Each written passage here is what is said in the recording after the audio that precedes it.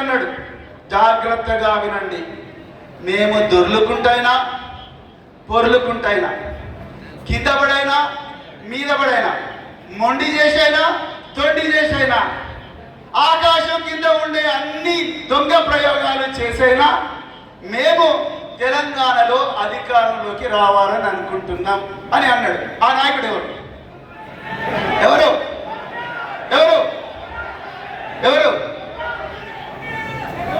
No ఎవరు ఎవరు no ఎవరన్నారు?